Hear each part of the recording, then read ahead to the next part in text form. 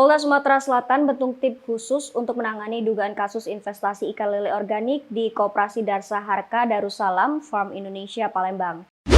Sebelumnya pada mitra yang menanamkan modal investasi ikan lele organik di Koperasi Darsa Harka Darussalam Farm Indonesia Palembang mendatangi kantor Koperasi DHD Farm Indonesia Jalan Residen Haji Amaluddin, Kelurahan Sukamaju Palembang, Rabu lalu 6 Oktober 2021 untuk meminta uangnya dikembalikan.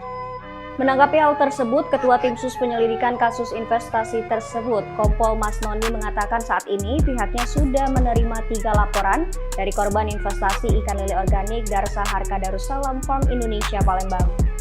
Pihaknya masih mengumpulkan keterangan dari para korban bagaimana bentuknya dan siapa saja pelaku-pelaku yang terlibat. Ditanyai wartawan mengenai apakah pelaku sudah ada yang diamankan, Kompol Mas Noni mengatakan belum ada. Kompol Mas Noni mengatakan 3 korban masing-masing mengalami kerugian diantaranya pelapor pertama 850 juta rupiah, pelapor kedua senilai 96 juta rupiah, pelapor ketiga 81 juta rupiah. Dan modus yang dilakukan pelaku dengan pelaku menawarkan paket ternak lele.